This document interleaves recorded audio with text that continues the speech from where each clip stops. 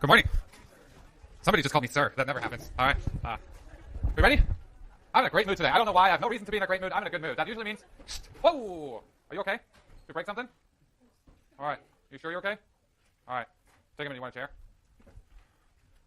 All right. Hold on.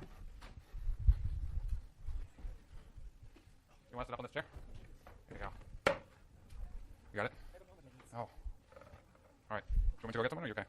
All right. If you need to leave or you need me to call somebody, let me know, all right? All right. Let's talk about some economics. Last time, things already sped up quite a bit, all right? Today, it's going to get even worse. Participation is dropping rapidly. I can count the number of seats and students in the classroom. There are several who are making the crucial mistake of thinking, oh, this is, webcast. I can just watch it. It's not the same. I have an economic aura that you don't get online, right? You got to be here. That's how it works. That's how you win a teaching award on this campus. All right, so last time, I know I wasted your first 5 minutes with what I did last time, but I feel like bringing you back to where we were and then taking off is a more effective way than just taking straight off. We talked about utility, which is a numerical representation about how much we like something. Are UGOs meaningful? No, right? They're units that economists made up. They allow us to rank different bundles.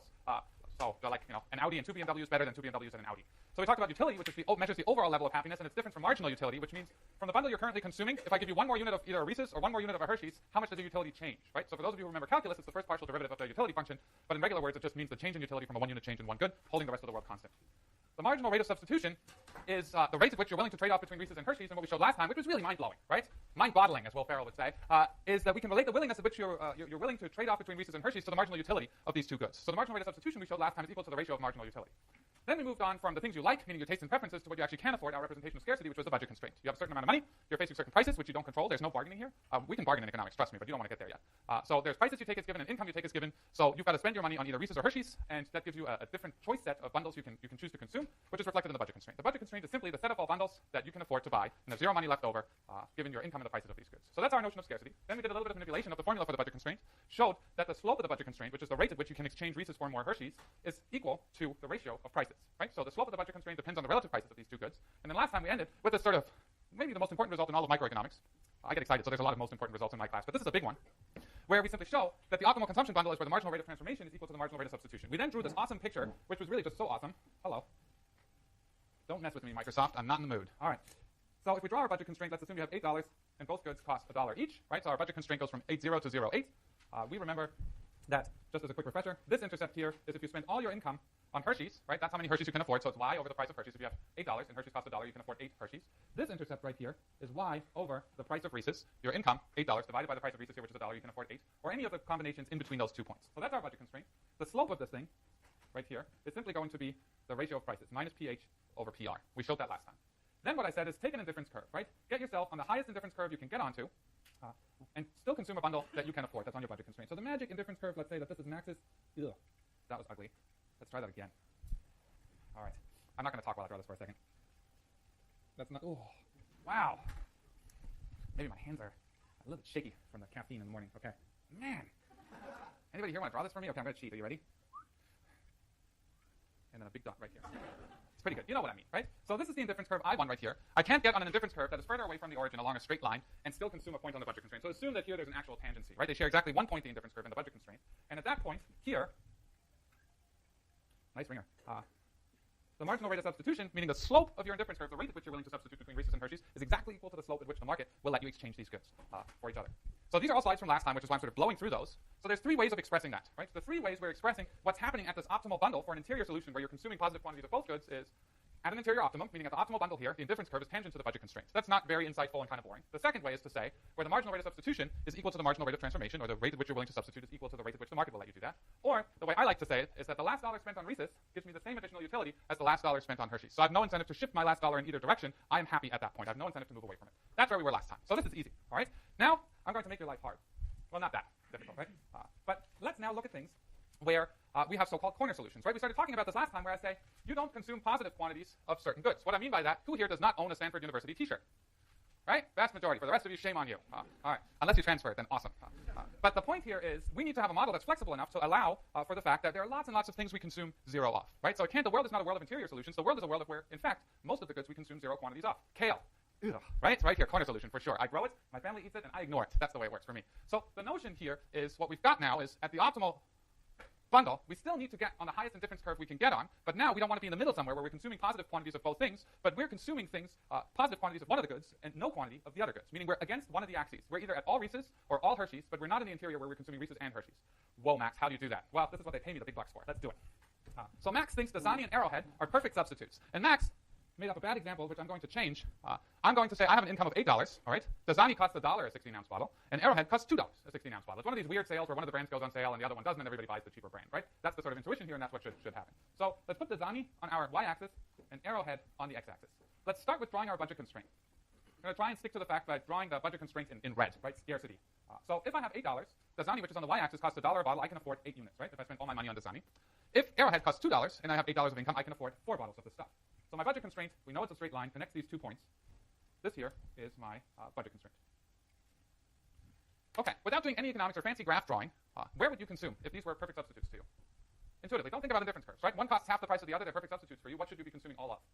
The cheaper one, right? Which here is Dasani, correct. So you know intuitively, and this is the same way you should be approaching these things on the exam, your intuition is pretty strong and probably right most of the time, and the other times will cost you lots of points. But in this basic example, the prediction should really be that you're consuming all Dasani, right? So you've got this friend Klaus. All right, Klaus goes to Stanford. I've got nothing against Stanford, but I'm going to pick on it all semester anyway. Klaus says, well, I learned in my fancy Stanford econ class, where, by the way, we don't have 200 people per class, we have 30, right? And what I learned is for things that are perfect substitutes, we're at a corner solution. So I, Stanford Klaus, will buy 4 bottles of Arrowhead. That is the correct economic prediction, and I'm sticking to it, right? So Berkeley Klaus says, interesting. What I'm going to do is I'm going to apply what I've learned in my admittedly much larger intermediate microeconomics class. But what Max told me in this class is the underlying objective of individuals is to get on the highest indifference curve that still shares a point with the budget constraint. So is this the highest indifference curve that still shares a point with the budget constraint? The answer is I don't know, but let's draw some indifference curves further out, right? How about this one? 6, 6. Does that still share a point with the budget constraint? Yeah, sure. I could consume 4, 2. I can still afford it, and am I better off? Right? If you drew a straight line from the origin through here, this one's further out than this one, so you're happier here than you are here. Well, let me draw another one, which happens to be, of course, the right one. 8, 8. Okay, so this here is I1, I2, I3. This one here shares exactly this point with the budget constraint, where you're consuming 8 bottles of Dasani and 0 bottles of Arrowhead. This indifference curve I3 here is the indifference curve that's furthest away from the origin along on any straight line from the origin that still shares exactly 1 point with the budget constraint, which is this point 8, 0 here. If you go further out, right, you're happier, but you're no longer sharing a point with the budget constraint. I'll get to your question in 1 second. So what we've got here is this is the optimum, right?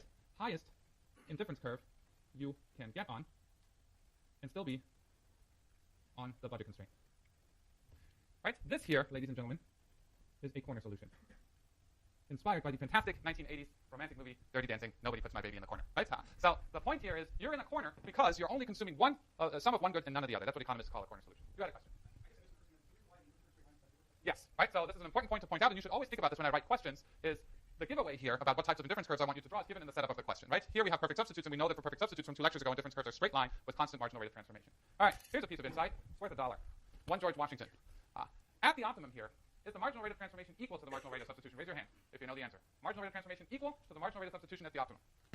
$1. It's fresh. It's got George Washington on it. Oh, there's the hand. Sorry. That's making your second $1. I've already paid you $1, right? You're gonna walk out of here rich. I'm hoping. I'm hoping. Yeah. So the point here is no, right? The marginal rate of transformation, the slope of the budget constraint, the rate at which you're allowed to transform Dasani into Arrowhead, you're going to have to give up 2 Dasanis for 1 more Arrowhead. So the marginal rate of transformation here is -2, right? Versus the marginal rate of substitution, the rate at which you're willing to trade these 2 up here is -1, 1 for 1. So at corner solutions, the marginal rate of transformation and the marginal rate of substitution aren't the same. There's always a question. I've asked this question for the past 12 years. At an optimal consumption bundle, is the marginal rate of transformation always equal to the marginal rate of substitution? 60% of the class answer yes, because they're stuck in an interior optimum world, and the answer is no, right? At a corner solution, the marginal rate of transformation can be different from the marginal rate of substitution. All right, that's one world, right? This is the world here where you're consuming 0 units of Arrowhead and 0 units of Dasani. I really like champagne, okay? I think champagne is a delicious beverage. If it were free, I would have it for breakfast, lunch, and dinner, and even get up in the middle of the night and have a little Nalgene bottle next to my bed on ice and have a couple of sips. It just makes me happy. It's maybe my favorite beverage in the world. Is that what I do? Well, you don't know that. I might, right? But I don't. Why don't I consume champagne all the time? Well, you're already talking like economists. Because of the budget constraint, you're right. But let me put this into human terms.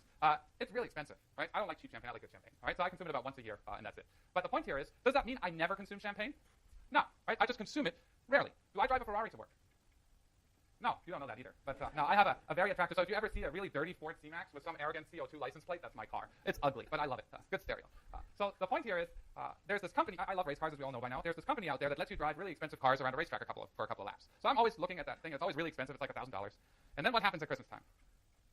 It goes on sale. We're having a giant holiday sale. Instead of paying $700 for 10 laps, you pay $200. Guess what I did? I drove a Ferrari around a racetrack really fast. It was awesome. Why did I do it? What happened?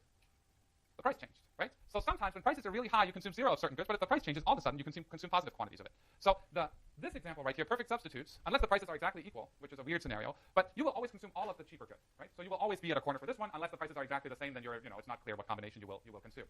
But for a lot of goods, we consume zero of those goods until the moment when something becomes cheaper, and all of a sudden you're in the market for that good, or your income goes up, and we'll deal with that one later, right? So our model has to be flexible enough to account for that. So let's look at this. Now I'm thinking about champagne. Lunchtime. All right. Here we go. Let's draw the budget constraint. Let's say you have $8 of income, and you can always, whether it's 8, 80, 800, 8,000, it doesn't matter. This scales perfectly. So $8 of income. The price of Dasani is still $1 a unit, and the price of champagne is $8 a unit. So champagne's really expensive. If I spend all my money on champagne, I have $8. It costs $8 a unit. I can afford 1 unit. If I spend all my money on the good, healthy, but utterly unexciting Dasani water, I can afford 8 units. So my budget constraint looks something like this. So at these prices, Max consumes, let me just redraw the budget constraint because I came in a little bit low. Max consumes most likely all Dasani, zero champagne, right? This is my regular year, regular day type scenario. So let's draw a scenario where Max is at a corner and consumes only water. So let me introduce you to the most hated set of indifference curves by undergraduates worldwide, all right? Everybody hates those because they're the answer to really, really hard exam questions, often. I'm not going to ask you a question about quasi-linear preferences on an exam this year, but I'll show them to you anyway. So quasi-linear means they're quasi-linear, all right? So quasi-linear preferences look like this, okay? I'm going to erase this one, so don't draw it, okay? Draw the second one I draw. So think of like an imperfect substitutes indifference curve that crosses the axis and then goes like this. Right? Clearly, negative quantities don't make sense, so the way quasi-linear indifference curves actually look in practice is as follows. All right. Quick little reminder to turn off your cell phones before you walk into class, unless you've got really good music. This one didn't qualify. Burn. Okay. I have very weird taste in music. I am German. Okay. So this is what the quasi-linear indifference curve looks like. It looks like imperfect substitutes and just sort of hits the x-axis at a steep angle. It doesn't smoothly land. It just, it's like a Delta Airlines landing. I'm on fire today. Okay. So they look something like this. So I'm getting on higher and higher indifference curves here. I can afford this bundle, I can afford this bundle, I can afford this bundle, I can afford this bundle, and you just keep on going until the last one is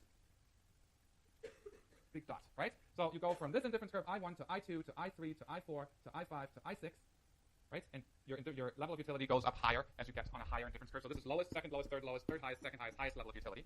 And the highest indifference curve you can get on that still shares a point with our budget constraint right here is I6, right? I6 right here is an indifference curve that if we zoomed in right here,